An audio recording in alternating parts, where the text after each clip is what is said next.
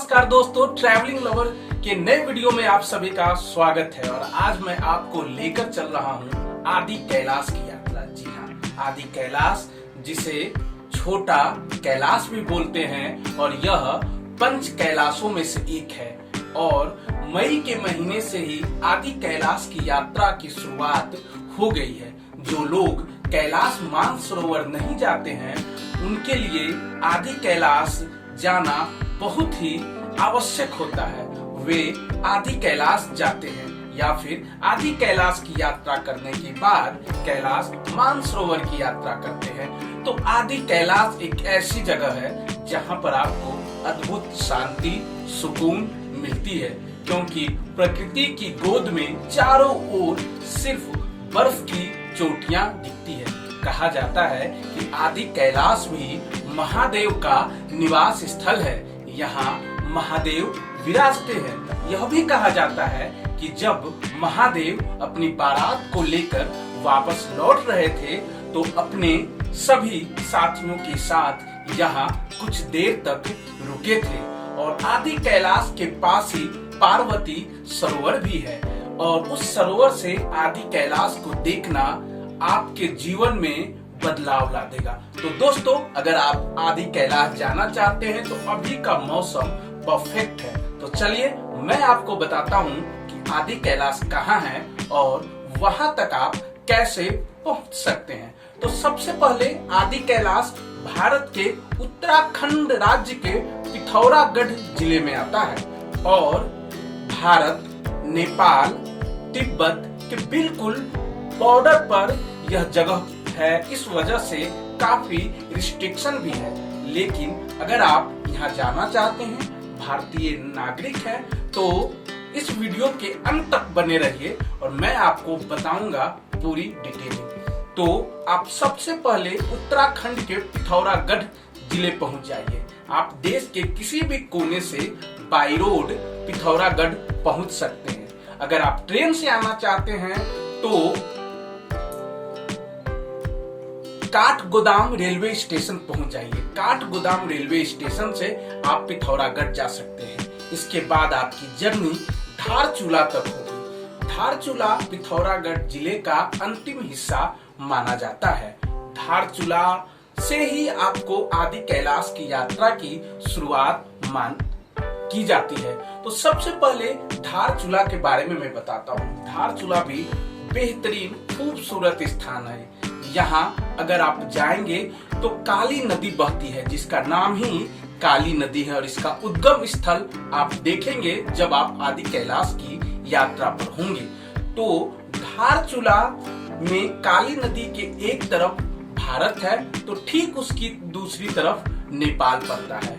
और यहीं आपको आदि कैलाश के लिए परमिट बनाना होगा, क्योंकि परमिट, पुलिस वेरिफिकेशन और मेडिकल सर्टिफिकेट बिल्कुल जरूरी है आदि कैलाश की यात्रा के लिए। अगर आप ग्रुप के साथ जा रहे हैं या खुद से परमिट बनाना चाहते हैं तो इसमें कहीं कोई दिक्कत नहीं है। आप धारचूला के एसडीएम ऑफिस में जाएं और वहां एप्लीकेशन दें और परमिट आपकी बन जाएगी। इसके साथ ही आप ऑनलाइन भी पिथौरागढ़ एसडीएम ऑफिस की वेबसाइट से बनवा सकते हैं।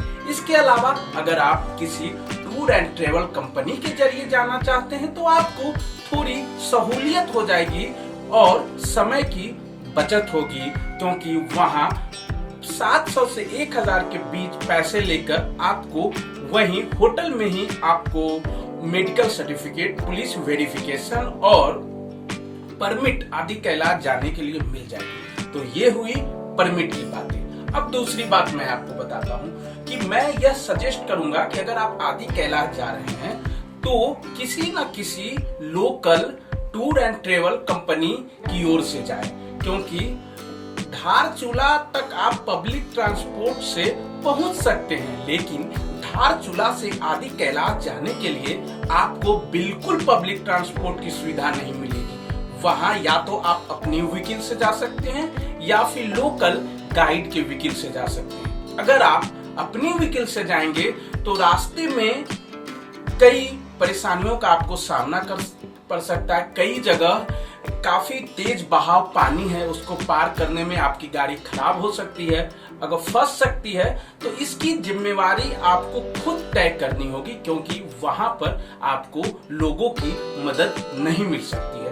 तो मैं यह सजेस्ट करूंगा किसी न किसी लोकल गाइड को आप धारचूला से ले ले, या फिर अगर आप ग्रुप में हैं, आपके साथ बाइक से आप जा रहे हैं, आपके साथ बाइक टीम के एक्सपर्ट हैं जो किसी भी दिक्कत होने पर उसे बना देंगे, तो फिर बड़े ही आराम से आप जा सकते हैं, कहीं कोई परेशानी की बात नहीं है। दूसरी बात, अगर आप टूर एंड ट्रेवल की ओर से जाते हैं तो आपको रहने की व्यवस्था, भोजन की व्यवस्था वहां पहले से कर लेनी होती है, क्योंकि वहां अभी रहने की व्यवस्था काफी कम है। कुछ ही होम स्टे हैं, बेहद ही कम होटल है, बिल्कुल न के बराबर है, बिल्कुल एक दो गांव में कुछ है, तो उसकी बुकिंग पहले ही हो जाती है। अगर आप पहुंच जाते हैं और आपकी प्री बुकिंग नहीं रहती है तो आपको काफी परेशानी हो सकती है, क्योंकि वहां तापमान 0 और माइनस तक रात में पहुंच सकता है। तो चलिए अब मैं आपको बताता हूं कि धारचूला से कितना समय लगेगा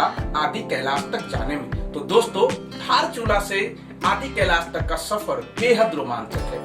करीब 91 किलोमीटर का ये सफर आपको 6 से 7 घंटे लग जाएंगे, यानी कह सकता हूँ कि पूरे दिन भर की यात्रा होगी। लेकिन यह यात्रा ऐसी है, पहाड़ों के बीच, दुर्गम रास्तों के बीच, बर्फीली चोटियों के बीच आप आदि कैलाश पहुंचते हैं। और आदि कैलाश से पहले एक गांव है गुंजी गांव, जहां आपको नाइट स्टे करना होगा।